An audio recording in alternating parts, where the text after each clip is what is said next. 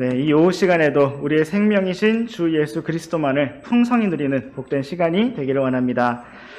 이 시간 함께 보실 하나님의 말씀은 민수기 5장 말씀입니다. 민수기 5장 2절과 3절 말씀을 우리 한 구절씩 번갈아서 읽으시겠습니다. 이스라엘 자손에게 명령하여 그들이 모든 나병 환자와 유출이 있는 모든 자와 누구든지 죽은 자로 인해 더럽게 된 자를 진영 밖으로 내보내게 하라. 너희는 남자와 여자를 다 내보내되 그들을 진영 밖으로 내보내어 그들이 자기들의 진영을 더럽히지 못하게 할지니라. 그 진영의 한가운데에 내가 거하고 있느니라 하시매. 아멘. 저는 오늘 한가운데 계신 주님이라는 제목으로 하나님의 말씀과 은혜를 나누기 원합니다. 한가운데 계신 주님. 잠시 기도하고 시작하겠습니다. 우리 한가운데 계신 주님의 이름을 찬양합니다. 참으로 죄 많은 우리들을 먼저 찾아오시고 십자가 보혈로 깨끗하게 씻으시며 영원한 영광의 하늘을 우리에게 소망으로 주신 주님을 찬양합니다. 또 우리가 주님의 이름으로 이렇게 모일 때 우리 한가운데 임재하시고 함께 하시며 모든 시간을 주관하시고 인도하시는 주님을 찬양합니다. 이 시간도 주님께서 성령님으로 충만케 하여 주시고 권능의 말씀으로 생명의 말씀으로 친히 우리에게 말씀해 주시기를 원합니다. 이 시간을 살아계신 주님의 손에 온전히 맡겨드리며 우리 주 예수 그리스도의 이름으로 기도드렸습니다. 아멘. 네, 오늘 말씀의 제목은 한가운데 계신 주님입니다. 오늘 우리가 믿고 따르는 우리 하나님께서는 우리와 멀리 계신 분이 아니라 우리들의 한가운데 계신 주님이십니다. 주님께서는 구원받은 성도들 한 명 한 명의 마음속에 살아계셔서 너무나 가까이 계실 뿐만 아니라 두세 사람이 주 예수님의 이름으로 모인 곳에 바로 우리들의 한가운데 충만히 거하시는 분이십니다. 하나님께서는 그동안 민수기 말씀을 통해서 성막을 모두 건축한 이스라엘 자손들이 이제 앞으로 어떻게 성막을 중심으로 주님을 중심으로 살아야 할 것인지를 말씀해 주셨습니다. 하나님께서는 먼저 백성들의 수를 세도록 하셨고 각 지파별로 어떻게 성막 주위에 자리를 잡아야 할 것인지를 말씀해 주셨습니다. 그들은 주의 말씀에 따라 성막을 중심으로 사방으로 진을 쳤고 이동을 할 때에도 성막을 중심에 두고 앞뒤로 서서 행군을 하였습니다. 또한 하나님께서는 성막에서 주님을 섬길 레위 사람들을 특별히 선택하셔서 이스라엘의 모든 처음 난 자, 첫째 아들들을 대신하여 하나님의 소유가 되게 하셨고 레위 사람들이 가족별로 어떻게 성막에서 섬겨야 할 것인지를 가르쳐 주셨습니다. 이제 오늘의 말씀에서는 이스라엘 온 백성이 어떻게 성막을 중심으로 살아야 할 것인지, 어떻게 그들 한가운데 계신 살아계신 하나님을 인식하며 살 것인지에 대해서 몇 가지 항목들을 통해 말씀해 주셨습니다. 어떤 말씀들은 출애굽기, 레위기 말씀에서 이미 주셨던 말씀을 반복한 것이고 또 어떤 말씀들은 새롭게 더해 주신 말씀입니다. 오늘도 우리가 이 귀한 말씀들을 통해서 우리들 한가운데 계신 주님, 사랑과 은혜와 긍휼이 넘치는 선하신 하나님을 발견하고 교제하기를 원합니다. 주님께서 이 시간을 복 주시고 친히 이끌어 주시기를 원합니다. 이제 우리 함께 민수기 5장 1절부터 4절까지 말씀 번갈아서 읽으시겠습니다.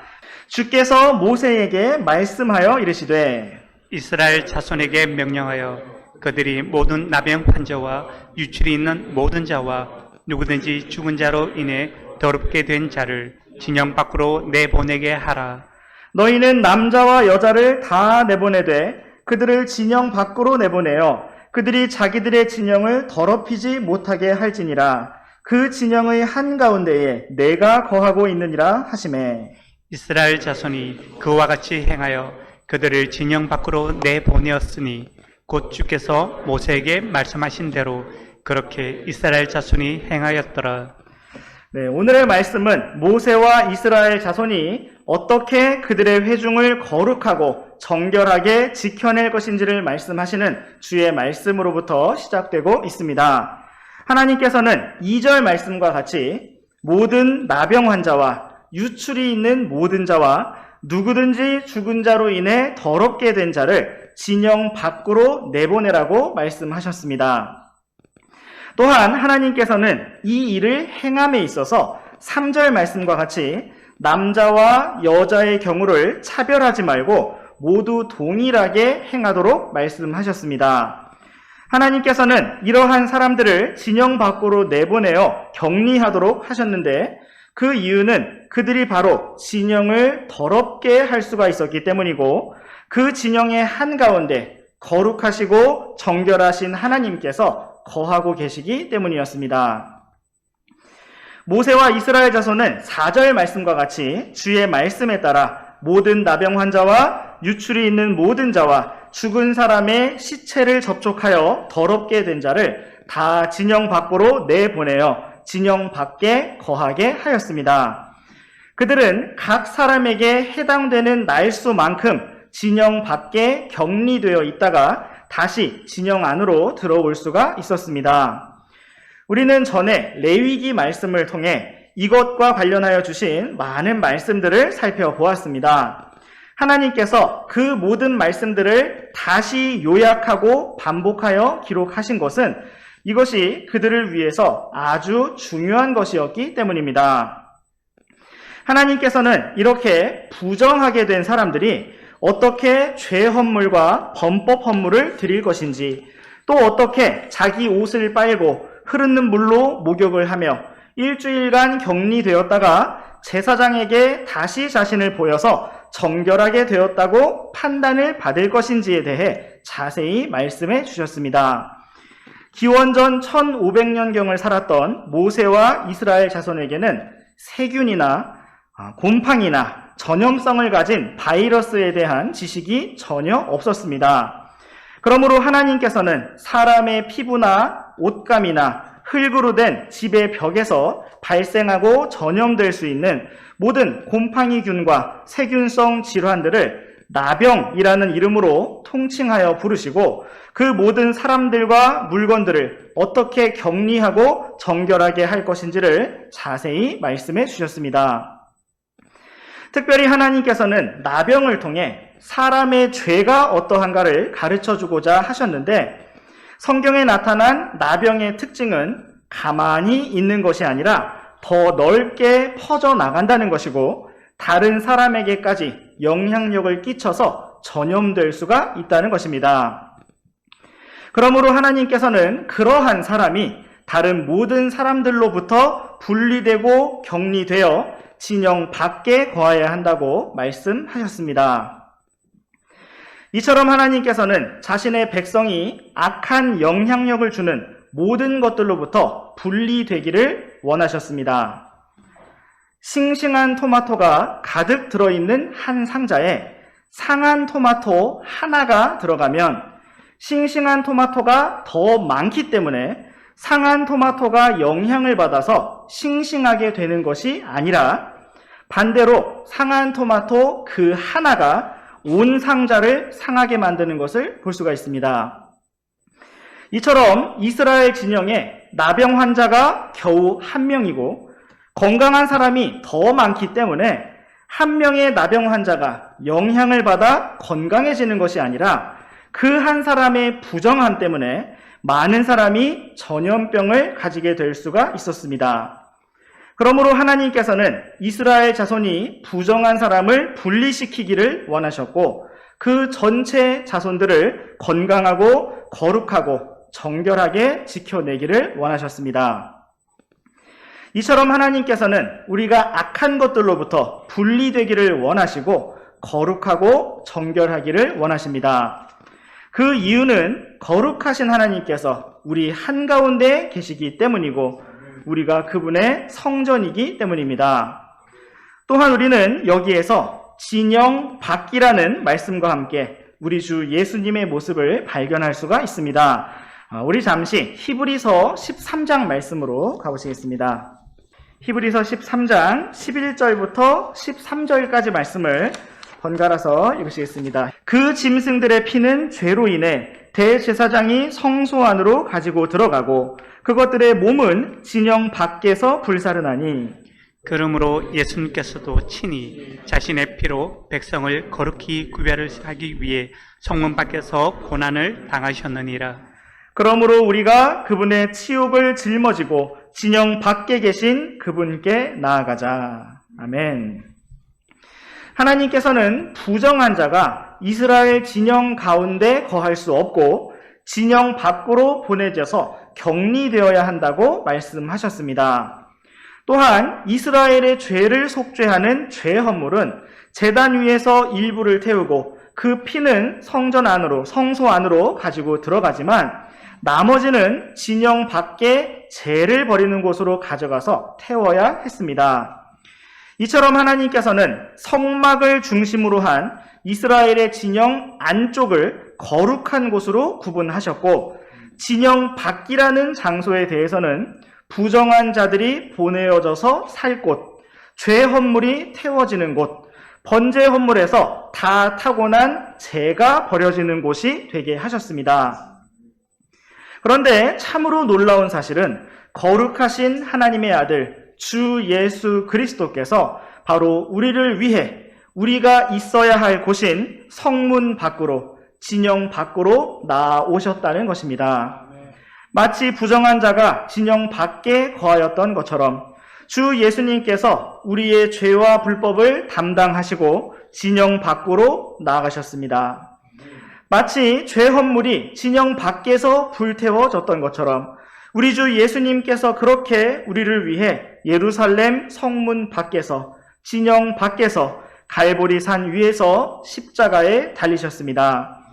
이처럼 우리를 놀랍게 사랑하시고 구원하신 주님을 찬양합니다. 우리 또한 지금 함께 읽은 히브리서 말씀처럼 진영 밖에 계신 주님께로 나아가서 주님과 함께 고난과 치욕을 감당하며 영원한 영광을 향해 달려가기를 원합니다. 이제 우리 다시 민수기 5장 말씀으로 돌아오셔서 민수기 5장 5절부터 10절까지 말씀을 번갈아서 읽으시겠습니다. 주께서 모세에게 말씀하여 이르시니라. 이스라엘 자손에게 말하라. 남자든 여자든 사람들이 범하는 죄를 하나라도 범하며 주께 범법을 행하여 그 사람이 유죄가 되면 그때 그들은 자기들이 행한 죄를 자백하고 그는 자기가 범법한 것을 그것의 본래 것으로 갚되 그것에다 그것의 5분의 1을 더해 자기가 범법한 자에게 그것을 줄지니라. 그러나 만일 그 사람에게 친족이 없어 범법한 것을 돌려줄 수 없거든 그 범법한 것을 주께 돌려주되 곧 제사장에게 돌려줄지니 이것은 그를 위해 속죄할 때 쓸 속죄의 순양 외의 것이니라. 이스라엘 자손이 드리는 모든 거룩한 것들의 모든 헌물 곧 그들이 제사장에게 가져오는 것은 제사장의 것이 될지니라. 각 사람이 거룩하게 구별하는 것들은 제사장의 것이 되리니 무엇이든지 어떤 사람이 제사장에게 주는 것 그것은 제사장의 것이 되리라.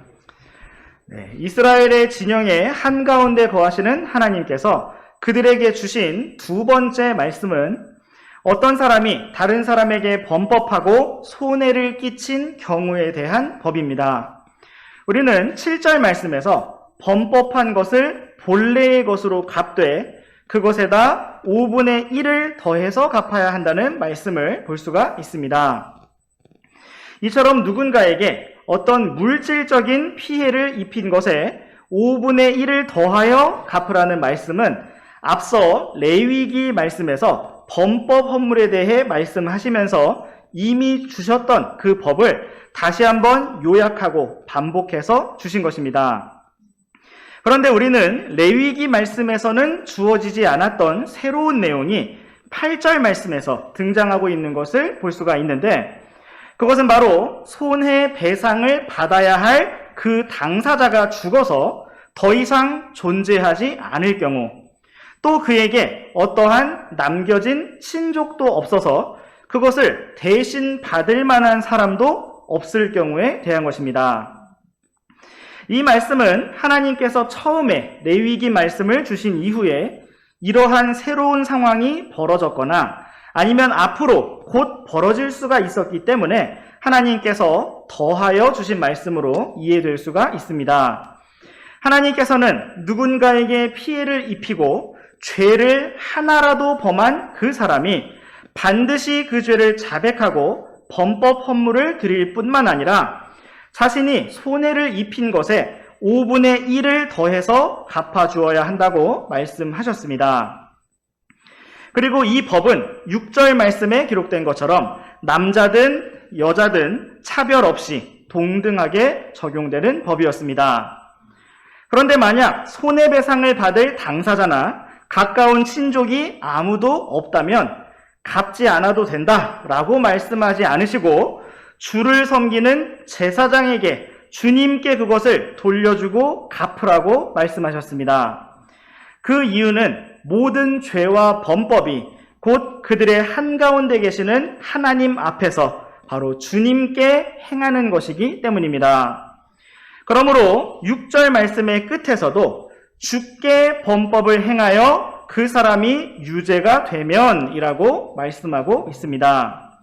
그렇기 때문에 손해배상을 받을 사람이 없다 할지라도 주 앞에서 그것을 배상하고 이스라엘 자손에게 하나님을 대신하는 제사장들에게 그것을 갚아야 한다고 말씀하고 있는 것입니다. 하나님께서는 이와 같은 말씀들을 통해서 이스라엘 자손이 그들의 진영 한가운데 계시는 살아계신 주 하나님을 인식하고 바라보기를 원하셨습니다. 첫째로 그들 가운데 계시는, 그들 한가운데 계시는 하나님께서는 거룩하신 분이시므로 부정한 자들을 다 진영 밖으로 내보내라고 말씀하셨습니다. 두 번째로 그들 한가운데 계시는 하나님께서는 정의로우신 분이시므로 범법을 보상받을 사람이 없을지라도 그 모든 죄와 불법이 주께 행한 것이니 그것을 주 앞에 자백하고 주님께 갚으며 제사장에게 돌려주라고 말씀하셨습니다. 이 모든 말씀에서는 남자든 여자든 구분이 없고 모든 백성에게 공평하고 정의롭게 해당되는 것이었습니다. 이제 우리 함께 마지막 세 번째로 주신 말씀을 살펴보시겠습니다. 먼저 민수기 5장 11절부터 15절까지 말씀을 번갈아서 읽으시겠습니다. 주께서 모세에게 말씀하여 이르시니라. 이스라엘 자손에게 말하고 그들에게 이르라. 만일 어떤 사람의 아내가 탈선하여 그에게 범법을 행하고 어떤 남자가 그녀와 육체적으로 함께 누웠는데 그 일이 그녀의 남편 눈에 드러나지 아니하고 숨겨져서 그녀가 몸을 더럽혔으나 그녀를 대적하는 증인도 없고 그녀가 그런 종류의 일로 붙잡히지 아니하였어도 질투의 영이 그를 음습하여 그가 자기 아내를 질투하는데 그녀가 몸을 더럽힌 경우나 혹은 질투의 영이 그를 음습하여 그가 자기 아내를 질투하는데 그녀가 몸을 더럽히지 않은 경우 그때 그 사람은 자기 아내를 제사장에게 데려가고 그녀를 위해 보리 음식 1에바의 10분의 1을 그녀의 헌물로 가져가되 그것에 기름도 붓지 말고 그 위에 유향도 두지 말지니라. 그것은 질투의 헌물이요 회상하게 하는 헌물 곧 불법을 기억나게 하는 헌물이니라. 네, 이스라엘 진영의 한가운데 거하시는 하나님께서 그들에게 세 번째로 주신 말씀은 그들의 가정에서 일어날 수 있는 갈등에 대한 것이었습니다. 갈등의 내용은 바로 음행과 간음과 관련된 것이었습니다. 먼저 우리는 출애굽기에 기록된 10계명에서 간음하지 말라고 분명하게 말씀하신 하나님의 기준을 기억할 필요가 있습니다. 또한 하나님께서는 레위기 말씀에서도 간음하는 남자와 여자를 반드시 죽이라고 말씀하신 것을 볼 수가 있습니다. 이러한 거룩한 하나님의 기준은 신약 시대에도 변함없이 동일합니다. 우리 함께 히브리서 13장 4절 말씀을 보시겠습니다. 시작. 결혼은 모든 사람들 가운데서 존귀한 것이니 잠자리를 더럽히지 말라. 그러나 음행을 일삼는 자들과 간음하는 자들은 하나님께서 심판하시리라. 아멘. 하나님께서는 신약 성경에서 구약 성경에서처럼 간음하는 자들을 반드시 죽이라고 명령하지는 않으셨지만 하나님께서 심판하실 것이라고 분명하게 경고하고 있습니다. 오늘날 악하고 음란한 이 세대 속에서 우리 믿음의 자녀들과 청년들이 반드시 기억해야 할 말씀이 있다면 바로 이 말씀입니다. 하나님께서는 결혼이 모든 사람들 가운데서 존귀한 것이라고 말씀하셨고 잠자리를 더럽히지 말라고 말씀하셨습니다. 참으로 우리 믿음의 자녀들이 하나님께서 주실 남편과 아내를 만나 믿음의 가정을 이룰 때까지 자신의 몸과 마음을 거룩하고 순결하게 지켜내기를 원합니다. 주님께서 악한 이 세대 가운데서 우리 자녀들을 거룩하게 지켜주시기를 원합니다. 이제 우리 다시 민수기 5장 말씀으로 돌아오셔서 계속해서 말씀을 살펴보시겠습니다. 구약시대의 이스라엘 자손에게 하나님께서 간음한 자들을 반드시 죽이라고 말씀하신 것이 분명한 하나님의 기준인데 우리는 민수기 5장 13절 말씀에서 아주 애매하고 특수한 상황이 벌어진 것을 볼 수가 있습니다. 그것은 바로 어떤 사람의 아내가 탈선하여 음행을 하였는데 증인도 없고 현장에서 붙잡힌 것도 아니어서 심판을 집행할 수가 없는 상황인 것입니다.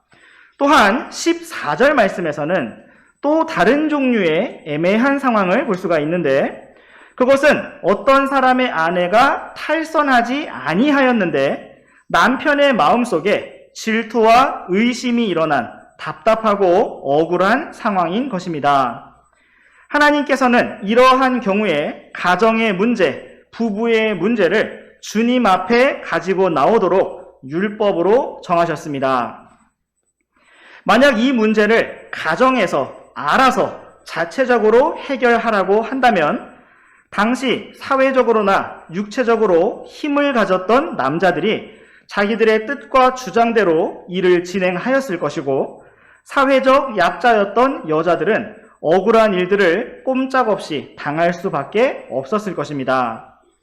그러므로 하나님께서는 15절 말씀처럼 질투하고 의심하는 남편이 보리 음식 1에바의 10분의 1을 질투의 헌물, 회상하게 하는 헌물, 곧 불법을 기억나게 하는 헌물로 주님 앞에 가져와야 한다고 말씀하셨습니다. 거기에는 기름도 붓지 않고 유향도 두지 아니하였는데 그것은 어떤 경우로 밝혀지든지 상관없이 하나님께서 기름을 부으시거나 향기로운 향을 맡으실 만큼 기뻐하시는 헌물이 될 수가 없기 때문입니다. 계속해서 이어지는 16절부터 22절까지 말씀 번갈아서 읽으시겠습니다. 제사장은 그녀를 가까이 오게 하여 주 앞에 세우고 질그릇에 거룩한 물을 담고 성막 바닥에 티끌을 취해 물속에 넣은 다음 여인을 주 앞에 세우고 그 여인의 머리를 드러나게 한 뒤 회상하게 하는 헌물 곧 질투의 헌물을 그녀의 두 손에 두고 저주를 일으키는 쓴 물을 자기 손에 들고서 그녀에게 명하여 맹세하게 하며 그 여인에게 이르기를 어떤 남자도 너와 함께 누운 적이 없고 내가 네 남편이 아닌 다른 자와 더불어 부정한 대로 탈선하지 아니하였다면 저주를 일으키는 이 쓴물에서 내가 자유롭게 되리라. 그러나 내가 내 남편이 아닌 다른 자에게로 탈선하여 내 남편이 아닌 어떤 자와 함께 누워 내 몸을 더럽혔다면 제사장은 그 여인에게 명하여 저주의 맹세를 하게 하고 그 여인에게 말하되 주께서 내 넓적다리를 썩게 하고 내 배를 붓게 하사 너를 내 백성 가운데서 저주거리와 맹세거리가 되게 하시기를 원하노라. 저주를 일으키는 이 물이 내 창자에 들어가 내 배를 붓게 하고 내 넓적다리를 썩게 하리라 할 것이요 그러면 그 여인은 아멘 아멘 하고 말할지니라. 네, 하나님께서는 이 상황을 어떻게 판결할 것인지 말씀해 주셨습니다. 먼저 제사장은 16절 말씀처럼 의심받는 아내를 주 앞에 세워야 했습니다. 다음으로는 17절 말씀처럼 질그릇에 거룩한 물을 담고 성막 바닥에 티끌을 취해 물 속에 넣어야 했습니다. 다음으로 여인의 두 손에는 질투의 헛물을 들게 하고 제사장은 저주를 일으키는 쓴 물을 들고 19절 말씀과 같이 여인에게 맹세를 하게 하여야 했습니다. 만약 의심받는 아내가 정말 탈선한 것이 아니라면 저주를 일으키는 물에서 자유롭게 될 것이고, 정말 탈선하였다면 넓적다리가 썩고 배가 붙게 되는 저주가 임하게 될 것이었습니다. 여인은 이 모든 제사장의 선포에 22절 말씀과 같이 아멘으로 응답하여야 했습니다. 다음으로 계속해서 이어지는 23절부터 31절 끝까지 말씀을 번갈아서 읽으시겠습니다. 제사장은 이 저주의 말들을 책에 기록한 뒤 그 쓴 물로 그것들을 지우고 그 여인에게 저주를 일으키는 그 쓴물을 마시게 할지니 저주를 일으키는 그 물이 그녀에게 들어가 쓰게 되리라. 그 뒤에 제사장은 그 여인의 손에서 질투 헛물을 취해 그 헛물을 주 앞에서 흔들고 제단 위에 들이되 그 헛물 중에서 그것의 기념물로 한 움큼을 취해 제단 위에서 태우고 그 뒤에 그 여인에게 그 물을 마시게 할지니라. 그가 그녀에게 그 물을 마시게 하였을 때에 만일 그녀가 몸을 더럽혀서 자기 남편에게 범법한 적이 있으면 저주를 일으키는 그 물이 그녀에게 들어가 쓰게 되어 그녀의 배가 붓고 그녀의 넓적다리가 썩으리니 그 여인은 자기 백성 가운데서 저주거리가 될 것이니라. 만일 그 여인이 몸을 더럽히지 아니하여 정결하면 자유롭게 되고 씨를 수태하리라. 이것은 질투에 관한 법이니 아내가 자기 남편이 아닌 다른 자에게로 탈선하여 몸을 더럽힌 때나 혹은 질투의 영이 남편을 엄습하여 그가 자기 아내를 향해 질투하고 그 여인을 주 앞에 세울 때에 제사장은 그녀에게 이 모든 법을 집행할지니라. 그러면 그 사람은 불법으로부터 무죄가 될 것이요 이 여인은 자기 불법을 담당할 것이니라. 네, 하나님께서는 질투의 헛물과 저주를 일으키는 쓴 물을 통해서 가정 안에서 일어난 질투와 의심의 문제를 해결하도록 하셨습니다.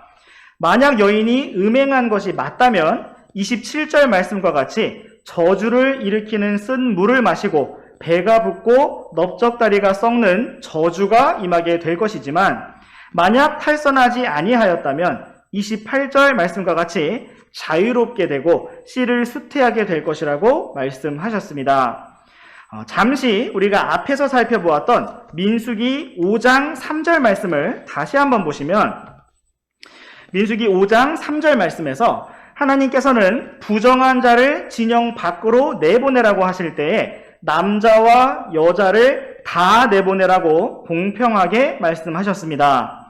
또한 민수기 5장 6절 말씀을 보시면 죄를 지은 자가 5분의 1을 더하여 돌려줄 때 남자든 여자든 동일하게 행하도록 공평하게 말씀하셨습니다. 이처럼 하나님께서는 계속해서 남자와 여자 모두에게 똑같이 행하라고 반복하여 말씀하셨습니다. 그렇다면 하나님께서 세 번째로 주신 남편과 아내를 향한 말씀도 공평한 것일까요? 아멘. 앞에서의 모든 말씀이 공평했듯이 이 말씀도 공평한 것입니다. 당시 사회는 농경과 목축과 전쟁의 시대로 남자들이 사회적인 힘과 지위를 더 크게 가진 시대였습니다. 특별히 앞으로 이스라엘 민족이 들어가서 차지하게 될 가나안 땅은 가증하고 더러운 우상 숭배와 폭력과 타락으로 가득한 땅이었습니다. 힘을 가진 남자들이 여러 가지 온갖 이유를 대며 아내들을 버리는 일이 매우 정당하고 옳은 일처럼 자주 행하여지기도 했습니다. 그러므로 하나님께서는 이스라엘 민족 안에서 감히 그러한 일들이 벌어지지 않도록 이와 같은 안전장치를 마련해 두셨습니다.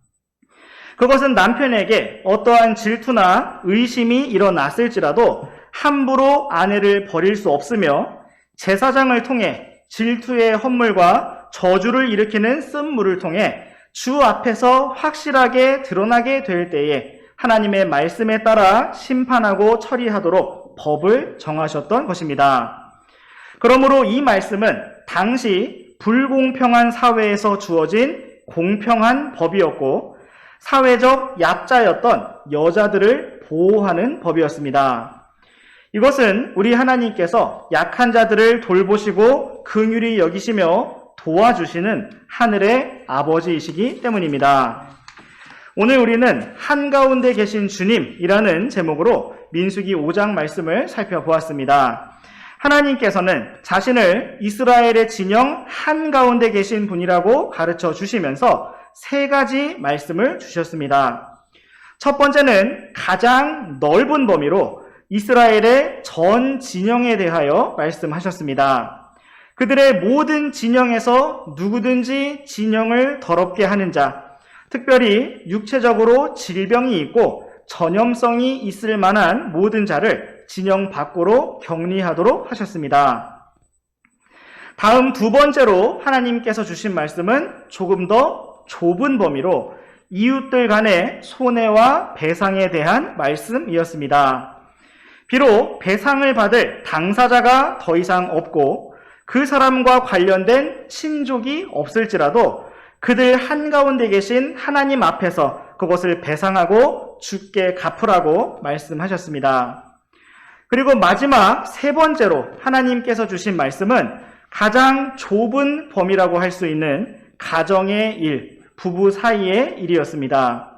하나님께서 이렇게 범위를 좁혀 가시면서 이러한 말씀들을 주신 것은 하나님께서 그들 한가운데 계시다는 것이 막연하게 어딘가에 계시는 것이 아니라 그들의 삶 속에서 매일의 발걸음 속에서 참으로 실제적으로 세심하게 관여하고 계신다는 사실을 보여주시기 위함이었습니다. 하나님께서는 이스라엘 자손 한 사람 한 사람이 모든 길에서 주님을 인정하고 주님을 의지하며 주님과 함께 걷기를 원하셨습니다. 이처럼 하나님께서는 우리 한가운데 거하십니다. 우리가 주 예수님의 이름으로 모일 때마다 우리의 모임 가운데 임재하시고 구원받은 우리 성도들 각자의 마음 속에 우리 각자의 삶 속에 그 한가운데 거하십니다. 살아계신 하나님께서는 날마다 매 순간의 삶 가운데 우리와 상관하시고 관여하시며 함께 하기를 원하십니다. 그분은 우리가 부정한 것과 분리되기를 원하시는 거룩하신 하나님이십니다. 그분은 우리가 누군가에게 하나라도 손해를 끼친 것을 정확하게 갚기를 원하시는 정의의 하나님이십니다.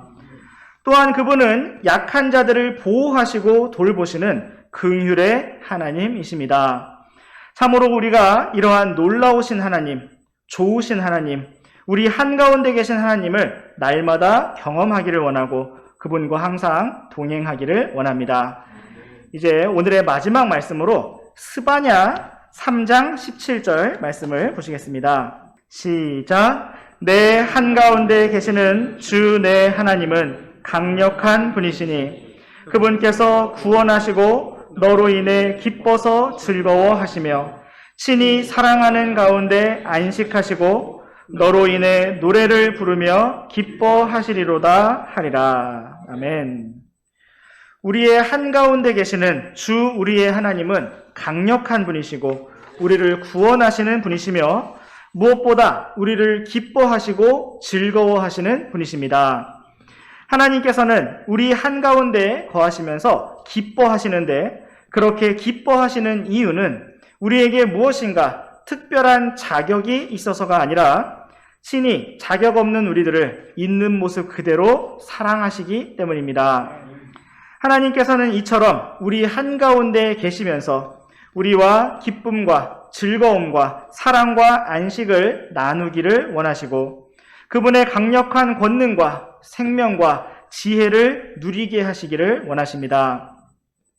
그분은 먼저 십자가 보혈을 통해 우리를 죄에서 구원하셨고 날마다 삶 속에 모든 고난으로부터 건져주시는 분이십니다. 우리가 주님의 말씀 안에서 걸어갈 때 성령 안에서 걸어갈 때 우리는 우리 한가운데 거하시는 살아계신 하나님을 생생하게 경험할 수 있습니다. 참으로 우리가 주님과 동행하는 가운데 거룩하시고 공평하시고 정의로우시며 세심하게 사랑하시고 긍휼을 베푸시는 우리의 하나님을 더 알고 깊이 누릴 수 있기를 원합니다. 네, 기도하고 마치겠습니다.